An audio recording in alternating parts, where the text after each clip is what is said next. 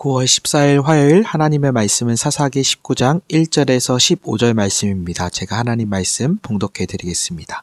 이스라엘의 왕이 없을 그때에 에브라임 산지 구석에 거류하는 어떤 레위 사람이 유다 베들레헴에서 첩을 맞이하였더니 그 첩이 행음하고 남편을 떠나 유다 베들레헴 그의 아버지 집에 돌아가서 거기서 넉 달 동안 지내매 그의 남편이 그 여자에게 다정하게 말하고 그를 데려오고자 하여 하인 한 사람과 나귀 2마리를 데리고 그에게로 가매 여자가 그를 인도하여 아버지의 집에 들어가니 그 여자의 아버지가 그를 보고 기뻐하니라. 그의 장인 곧 그 여자의 아버지가 그를 머물게 하매 그가 3일 동안 그와 함께 머물며 먹고 마시며 거기에 유숙하다가 넷째 날 아침에 일찍 일어나 떠나고자 하매 그 여자의 아버지가 그의 사위에게 이르되 떡을 조금 먹고 그대의 기력을 돋운 후에 그대의 길을 가라 하니라.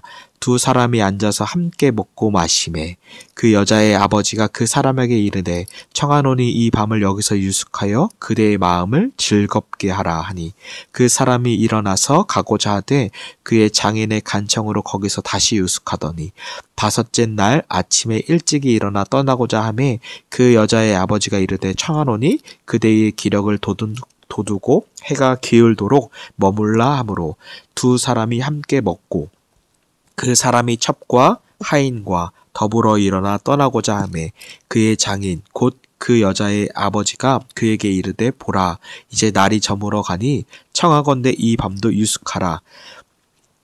보라 해가 기울었으니 그대는 여기서 유숙하여 그대의 마음을 즐겁게 하고 내일 일찍이 그대의 길을 가서 그대의 집으로 돌아가라 하니 그 사람이 다시 밤을 지내고자 하지 아니하여 일어나서 떠나 여부스 맞은편에 이르렀더니 여부스는 곧 예루살렘이라. 안장 지운 나귀 2마리와 첩이 그와 함께 하였더라.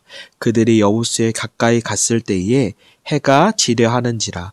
종이 주인에게 이르되 청하건대 우리가 돌이켜 여부스 사람의 이 성에 들어가서 유숙하십시다 하니 주인이 그에게 이르되 우리가 돌이켜 이스라엘 자손에게 속하지 아니한 이방 사람의 성읍으로 들어갈 것이 아니니 기브아로 나아가리라 하고 또 그 종에게 이르되 우리가 기브아나 라마 중 한 곳에 가서 거기서 유숙하자 하고 모두 앞으로 나아가더니 베냐민에 속한 기브아에 가까이 이르러 해가 진지라.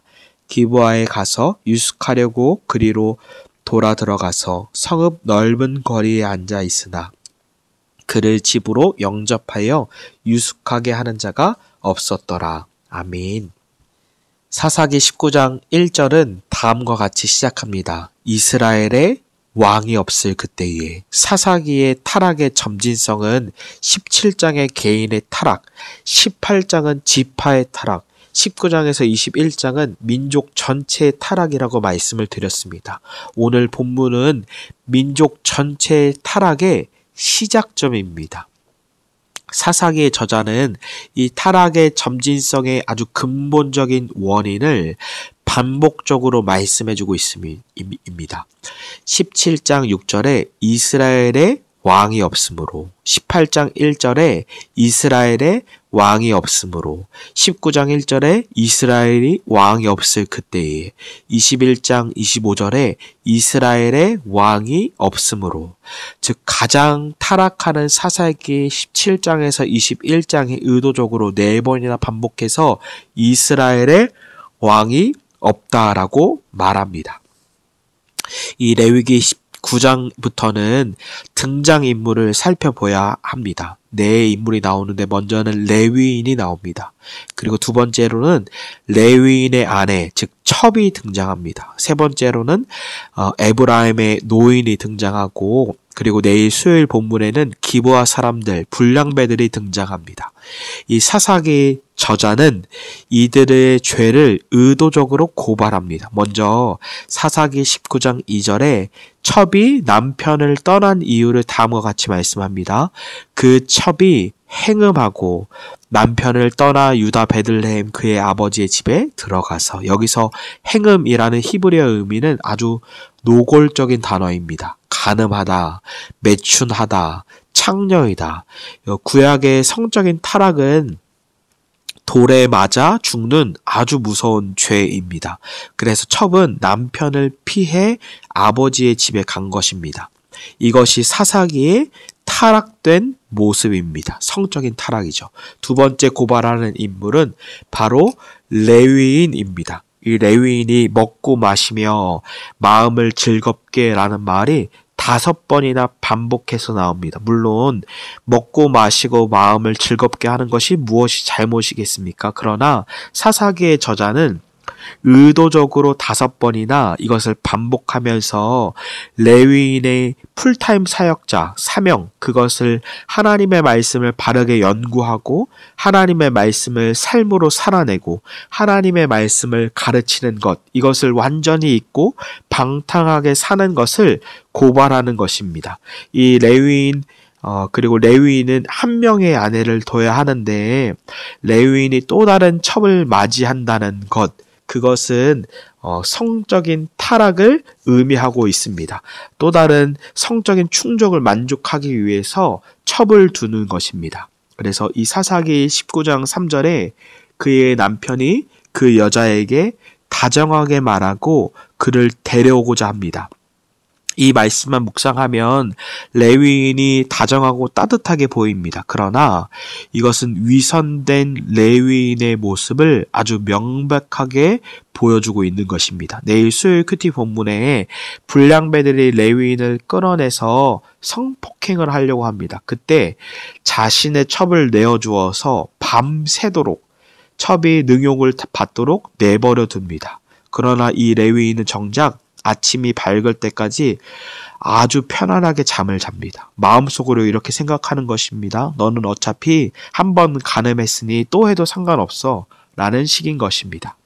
사사기는 개인의 타락을 통해 민족 전체의 타락을 보여주기 시작한 것입니다. 우리에게 적용한다면 한국 교회의 지도자의 타락은 교회의 타락으로 연결되고 한국 교회의 타락은 한국 민족 전체의 타락으로 연결되는 것입니다. 그러면 질문해야 합니다.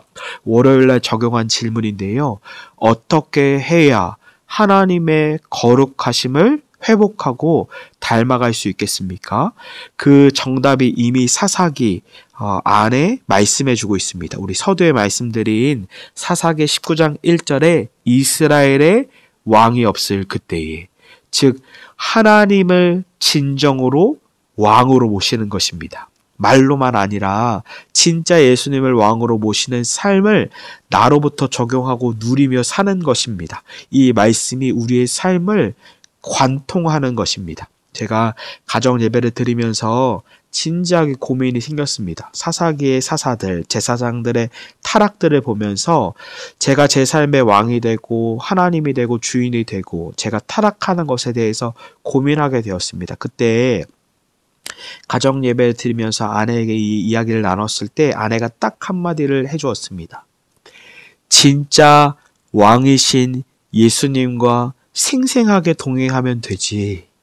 저는 이것이 마치 하나님의 음성처럼 들렸습니다. 가짜로, 겉으로만, 말로만, 연극하듯이 왕이신 예수님과 동행하는 것이 아니라 진짜 왕이신 예수님과 생생하게 동행하면서 평생을 살아간다면 왕이신 주님께 묻고 왕이신 주님의 음성을 듣고 즉시로 온전히 기쁘게 순종하는 삶을 산다면 타락하지 않고 하나님의 거룩하심을 닮아가며 살아갈 수 있을 것입니다. 이 말씀을 우리의 삶에 구체적으로 적용하기를 바랍니다. 제가 기도하겠습니다. 하나님 감사합니다. 왕이신 하나님을 밀쳐내고 우리가 왕이 되고 주인 노릇하고 하나님 되려는 죄악을 용서하여 주십시오. 왕이신 하나님을 늘 경외하고 바라보며 주님께 묻고 살게 해주십시오. 가짜가 아니라 말로만이 아니라 연극하듯 하는 것이 아니라 진짜 왕이신 예수님과 생생하게 동행하는 우리가 될 수 있도록 은혜를 허락하여 주시옵소서. 우리 주 예수님의 이름으로 기도드립니다. 아멘.